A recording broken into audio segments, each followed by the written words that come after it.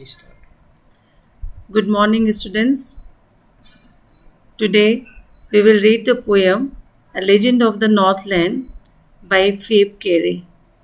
The concept will be explained in this poem, the culture, lifestyle, and the belief of the people living in the region, and the value inculcated among the students is the importance of helping someone in dire need of help. But before start our lesson, we will do the prayer. So let us do the prayer. Lord, I know you are with me and love me.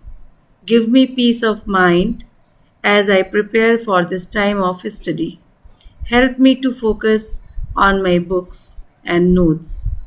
Keep me from all distractions so that I will make the best use.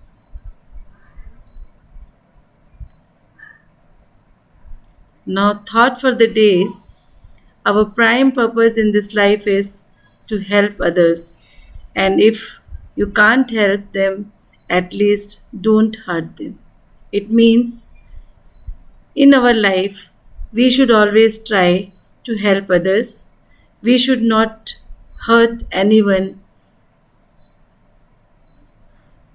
Now, before starting the poem, I will ask you some questions. Now, this you can observe this map and you can answer my questions. My first question is, which are the two poles of the earth? My second question is, which countries lie around the North Pole? And now third question is, what kind of climate does it remain in the North Pole? Now you know, children, that as today we are going to read the poem A Legend of the Northland. This poem has been composed by PHOEBE Cary, and in this poem, an old lady who is very miser, very selfish and greedy, she did not give food to the holy person Saint Peter, who was preaching on the earth door to door. And one day what happened, he after the day was over, he reached to the cottage of that old woman, and she was baking cake. The saint was very hungry and about to faint, so he asked the woman to give him a cake. But the lady was very greedy and she thought that the cake was very big, so she did not share that cake and she thought that she would bake another cake. She took an extremely little scrap of dough and rolled it flat. But again, she did not share that cake because it appeared her to a little big. So again, she took a more little scrap and made as a wafer. This angered Saint Peter a lot, and he said that she was not fit to live in human form and enjoy food and warmth. He cursed her and transformed her into a woodpecker who has no bore, who has to bore in hard and dry wood to get its scanty food. She can be seen in the trees all day boring and boring for food. Now, just I explain you the stanza 1. Away, away in the northland where the hours of the day are few and the nights are so long in winter that they cannot sleep them through. Away, away in the northland. In this poem, in this stanza, I will explain you the word meaning and the poetic devices used. So, first, Away, away in the northland. Away, away means quite distant, very far. This is the story of the northland, and northland is very far away. So the poet is saying that this is the story of the northland where the hours of the day are few. Where are the hours of the day are few means the days are very short and the nights are so long in winter that they cannot sleep them through. Nights are very long, so people, once they sleep, and after some time when they get up, after 3 4 hours, again they find that there is night.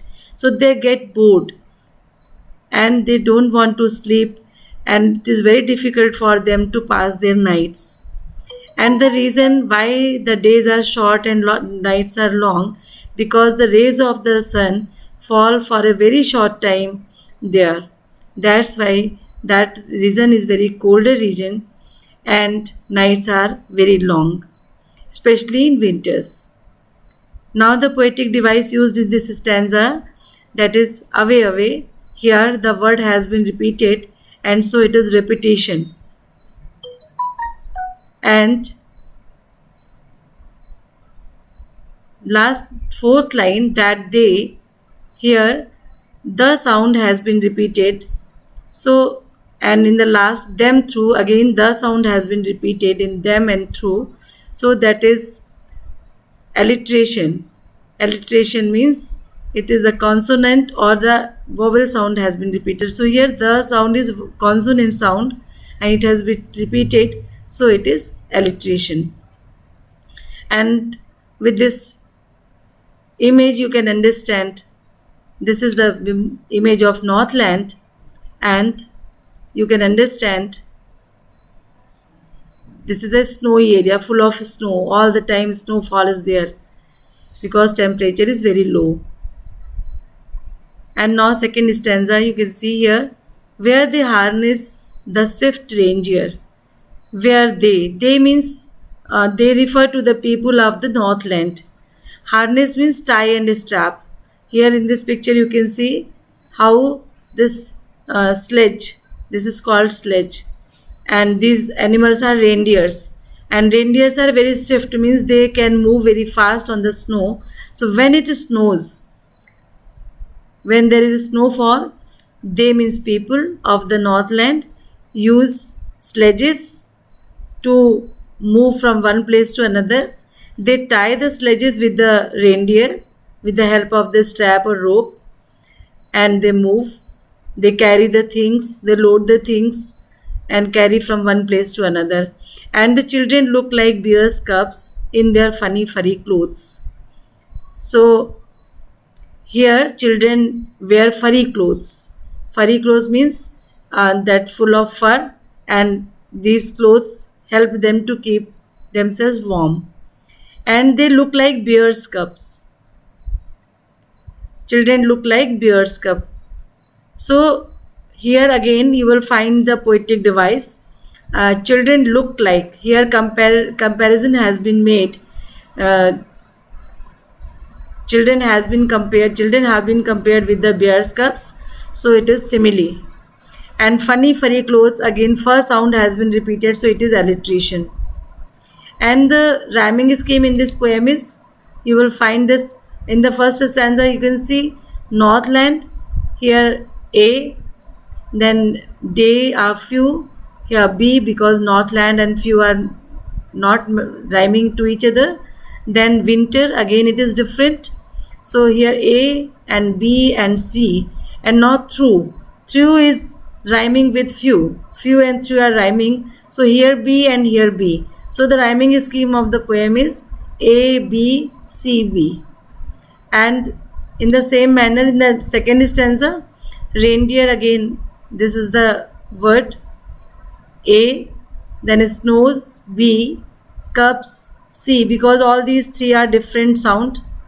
And clothes is rhyming with snows, so it has again B. So again the same rhyming scheme, A, B, C, B. So dear students, I will ask you the word meaning of the word and you will tell me uh, the meaning of harness. Harness means to strap and fasten. Sledges, a cart used on ice. Cub, young one of the bear or lion. With this image, you can understand this. Funny, amusing, and furry, covered with fur. Now, a few questions you have to do from these stanzas. Questions are: first question, which part of the earth has been mentioned in the poem? And why are the days short and nights too long in Northland? Who does they refer to in the fourth line? When do people go for sledging? What type of dresses do kids wear in Northland? What do you mean by sledge?